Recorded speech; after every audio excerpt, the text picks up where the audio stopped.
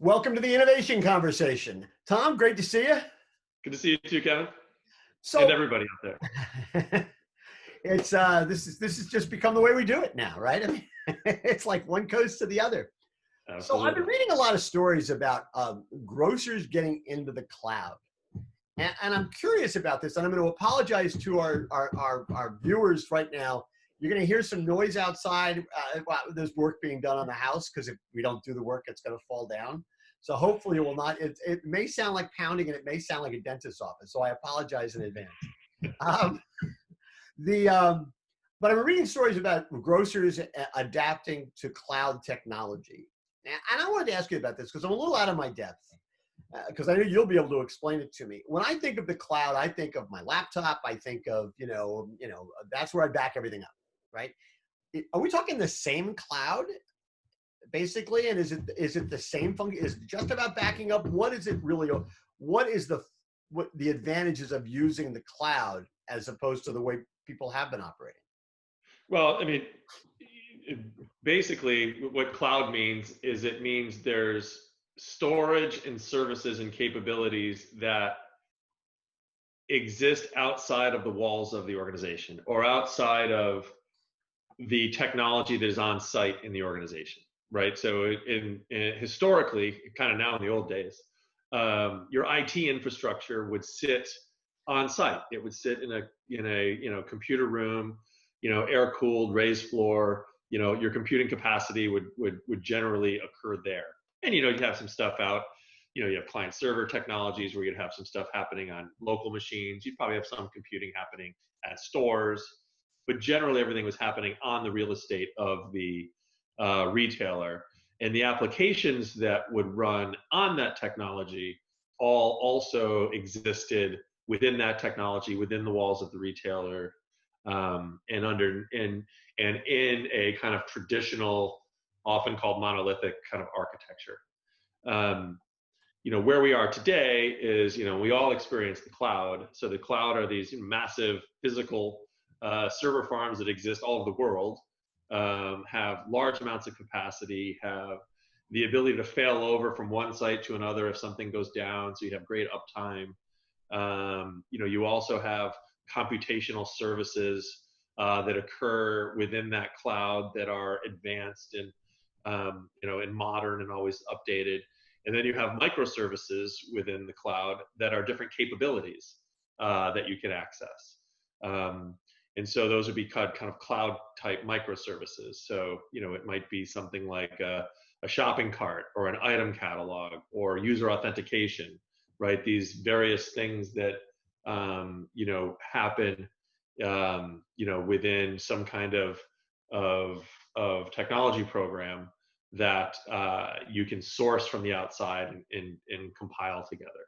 So it's basically a way to kind of, rent a lot of that capability versus having to buy it on your own. So I was reading an interview with Tom Litchford, who I guess is in charge of worldwide retail for Amazon. I've done a bunch of interviews with him, and the point he seems to consistently make are, number one, this provides agility, cost savings, and elasticity, which I totally get, which you would think that retailers would be looking for in virtually every facet of their businesses at this point. And number two, the point he makes is that Amazon right now, AWS, Amazon Web Services, is further ahead. It's sort of leading the pack in terms of providing cloud services to retailers that compete with it. Is that a fair assessment of where they are? Yeah. Even back when I was at Amazon, we viewed Amazon's technical world as, an independent group that supported the retail world. And then over time, that's actually split off and is now AWS is a massive standalone cloud business, right? I mean, they support, everything from, Netflix to the NSA to, I mean, they're just massive. They're the largest cloud provider, I think, out there today.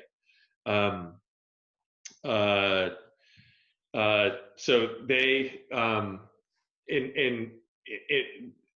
after building that independent business, they now recognize, well, we can innovate for Amazon at the front edge of that, and have Amazon, always be, cutting edge and providing the best of capabilities to their customers. But now we also can leverage that infrastructure in further commercializing our cloud business to making these capabilities available to other retailers. And they do, they have cloud services in a variety of industries, but retail, obviously, given their their big client and Amazon.com, it's a pretty significant offering today. Sure.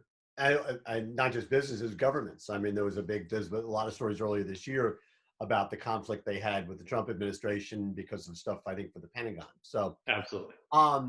Do retailers who work with Amazon, do they, I mean, we talk a lot here about, do you really want to do business with Instacart who might compete with you?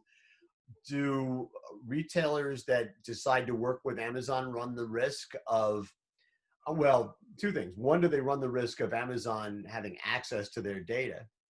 That's number one. But the other thing is, I would suppose at some level, AWS makes more money, if I'm not mistaken, than Amazon's retail businesses do. Are you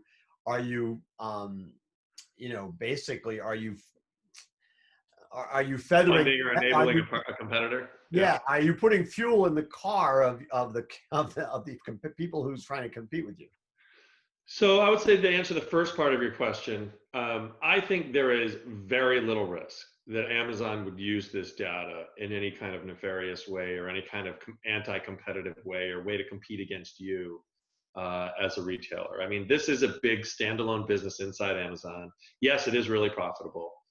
It would destroy their business, not only in retail cloud, but really their whole cloud business, if in any way, shape, or form they were to leverage that data, outside of providing the service. So I think that's an incredibly low risk. By paying Amazon and funding into this capability that is a very profitable part of Amazon, that frankly allows them to run retail. Retail's profitable, but retail doesn't have to stand alone and be as profitable as it would if you were just a retailer. So are you potentially helping, subsidize a competitor? Probably. Yeah, there were times they ran retail at a loss, but it didn't matter. The whole company made money. Yeah, that's just a philosophical decision, you have to grapple with yourself. Is the capability from Amazon so good that it's worth doing that? I think a lot of retailers will say yes. Who competes with Amazon?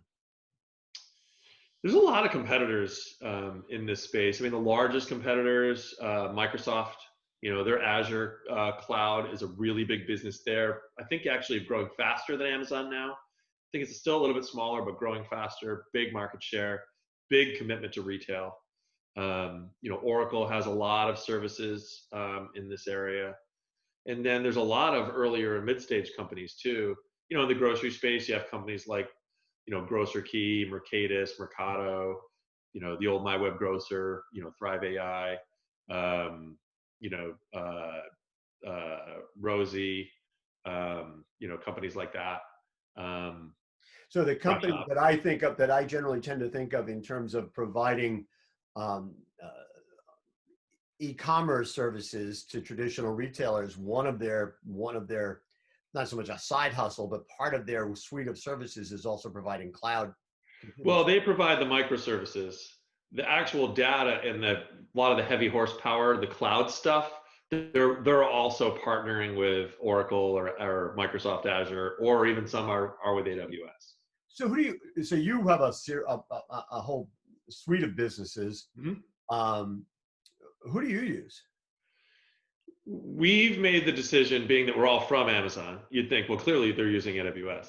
But we actually chose very early to not go with Amazon, to just eliminate that hurdle of worry from the market. We're an Azure shop, Microsoft Azure shop across our businesses, very comfortable with that cloud.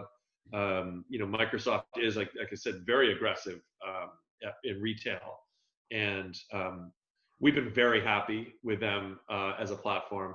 I'm sure we would be very happy with AWS as a platform also. But again, we really just wanted to remove that potential hurdle. So there's a line, and we'll provide this link on Morning Newsbeat to the AWS site, because it's really interesting how they sort of lay out their offering. But there's a number here that I find fascinating, which is they say that 72% of retailers are unable to migrate to new technology based on legacy technical debt. Mm-hmm. That suggests to me that, you know, almost 3/4 of retailers are simply, is it as blunt as saying almost 3/4 of retailers are unable to really compete with state-of-the-art weapons in today's marketplace?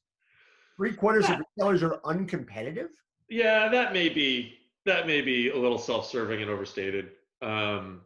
It has been a significant. Okay, let's say that's only that's wrong. Maybe that's overstated. So let's say 50%. Let's say 40%. I mean, what? Yeah, there's a number that's significant, and you know, we've talked about this in the innovation conversation over the last few years, both in our written form and video. Retailers, the industry has really focused over the last handful of years on moving off of monolithic architectures to microservices architectures. Most every retailer has either finished that, has it in process, or is really late but recognizes they need to do it. I think when you saw the flight to Instacart by a lot of these retailers, a lot of that flight was because they weren't yet ready to do it on their own. You know, Instacart had a microservices-based e-commerce stack that you could just easily go plug into, and Which, by the way, they're doing with Amazon. yeah, well, that's true. It is AWS backed. They're It is using an AWS based stack for sure. It is. You know, and that made sense for a lot of retailers because I can get into the e-commerce game fast, and they do all the servicing of it too. They do the pick and pack and delivery, which is super expensive. Yeah, but from a technology standpoint, you know, you are seeing now most of the larger retailers have completed that, and are now looking to say, how do we, you know, really move our business forward now that we're in this microservices type of environment, because we can be a lot more agile now. Is it an enormously painful process? I think it is enormously painful, yes, but it has to be done. It has to be done. You can't continue to live in a monolithic architecture world. Just nothing works with it, you know, without a ton of effort. And then once you do make that cutover, you're just so much more able to introduce new services, upgrade services. It's just a lot easier. You know, you have all these configurable pieces of your technology you can swap in and out, versus having all of your stuff just dependent on each other and with these long, you know, development and implementation timelines. With microservices, you can do it all pretty quick. I thought the most persuasive thing that I saw that Tom Litchford said was that by moving your technology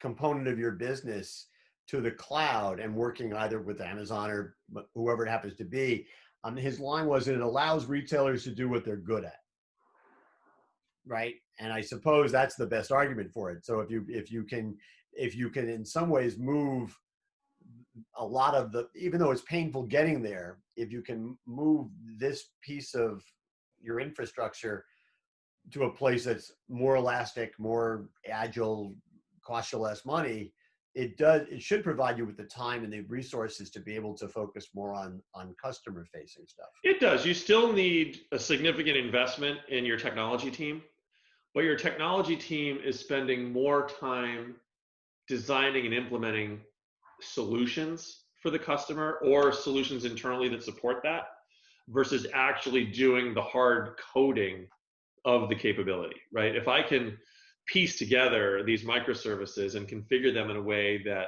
presents an offering to the customer that I want to give that customer, that time is much more valuable or much better spent doing that than it is doing the underneath the covers, just the basic programming that you can just go, you know, you buy that stuff. So it changes. You're still investing in a team, but what that team does is a little bit different, and you're spending money renting these services, you know, versus the big kind of capital intensive, you know, way to either acquire software or architect that software. So is it fair to say that what it allows retailers to do, rather than having to both build the engine and design the car, this puts them in the position where they can really design the car Well said. And let somebody else tinker with the engine. Yes, well said. Okay. You can pick the engine that makes sense. Right. Right. You pick the appointments that make sense, but you can figure it. It's your recipe. Well, I think now I know a little bit more. Still out of my depth, but I know a little bit more. But I'm sure this is something we'll come back to in the future. As always, thanks for doing the innovation conversation. My pleasure, as always.